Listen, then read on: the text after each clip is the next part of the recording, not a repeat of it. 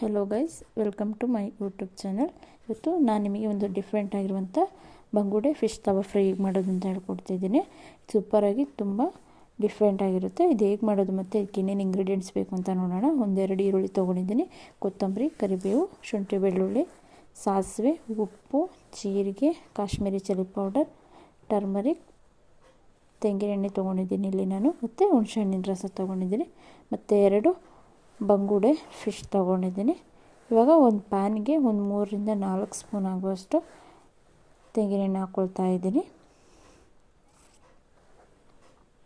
ಎಣ್ಣೆ ನೀಟಾಗಿ ಕಾಯಬೇಕು. ಕಾದ್ಮೇಲೆ ಅದ್ರ ಮೇಲೆ ಸ್ವಲ್ಪ ಸಾಸಿವೆ ಹಾಕ್ಕೊಳ್ತಾ ಇದ್ದೀನಿ, ಮತ್ತು ಸ್ವಲ್ಪ ಜೀರಿಗೆ ಹಾಕ್ಕೊಳ್ತಾ ಇದ್ದೀನಿ.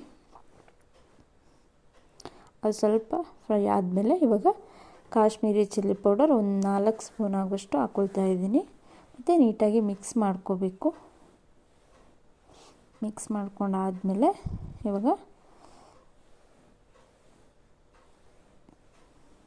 ನೀಟಾಗಿ ಎಣ್ಣೆಯಲ್ಲಿ ಫ್ರೈ ಆಗಬೇಕದು. ಫ್ರೈ ಆದಮೇಲೆ ಈಗ ಇದಕ್ಕೆ ಕರಿಬೇವು ಮತ್ತು ಶುಂಠಿ ಬೆಳ್ಳುಳ್ಳಿ ಕಟ್ ಮಾಡ್ಕೊಂಡಿರೋದು ಹಾಕ್ಕೊಳ್ತಾ ಇದ್ದೀನಿ.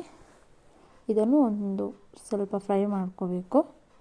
ನೀಟಾಗಿ ಫ್ರೈ ಆದಮೇಲೆ ಇವಾಗ ಕಟ್ ಮಾಡ್ಕೊಂಡಿರುವಂಥ 2 ಈರುಳ್ಳಿನ ಹಾಕ್ಕೊಳ್ತಾ ಇದ್ದೀನಿ. ಈರುಳ್ಳಿನ ಹಾಕ್ಕೊಂಡು ಇದನ್ನು ಸ್ವಲ್ಪ ಸ್ಮೂತ್ ಆಗೋ ತನಕ ನೀಟಾಗಿ ಫ್ರೈ ಮಾಡ್ಕೋಬೇಕು.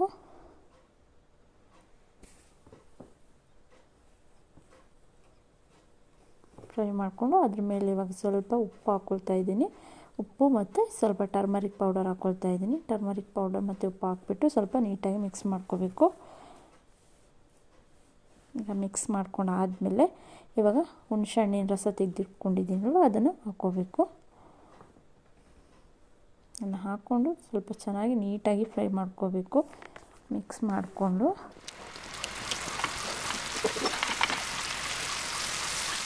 ಒಂದು 2 ಮಿನಿಟ್ಸ್ ನೀಟಾಗಿ ಮಿಕ್ಸ್ ಮಾಡಿಕೊಂಡು ಫ್ರೈ ಮಾಡ್ಕೋಬೇಕು. ಮತ್ತು ಇವಾಗ ಕಟ್ ಮಾಡ್ಕೊಂಡಿರುವಂಥ 2 ಫಿಶ್ನ ಹಾಕ್ಕೊಳ್ತಾ ಇದ್ದೀನಿ. ಹಾಕ್ಕೊಂಡು ಅದಕ್ಕೆ ಮಸಾಲೆ ಚೆನ್ನಾಗಿ ಮಿಕ್ಸ್ ಮಾಡ್ಕೋಬೇಕು. ಮಸಾಲೆ ಎಲ್ಲ ಚೆನ್ನಾಗಿ ಮಿಕ್ಸ್ ಮಾಡಿಕೊಂಡು ಸ್ವಲ್ಪ ಒಂದು 5 ಮಿನಿಟ್ಸ್ ಅದನ್ನು ನೀಟಾಗಿ ಬೇಯಿಸ್ಕೊಳ್ಬೇಕು. ಮತ್ತು ಬೇಯಿಸ್ಕೊಂಡಾದಮೇಲೆ ಇವಾಗ ಟರ್ನ್ ಮಾಡಿ ಇನ್ನೊಂದು ಸೈಡ್ ಸಹ ಸ್ವಲ್ಪ ಬೇಯಿಸ್ಕೊಳ್ಬೇಕು. ಒಂದು 5 ನಿಮಿಷ ಬೇಯಿಸ್ಕೊಳ್ಬೇಕು.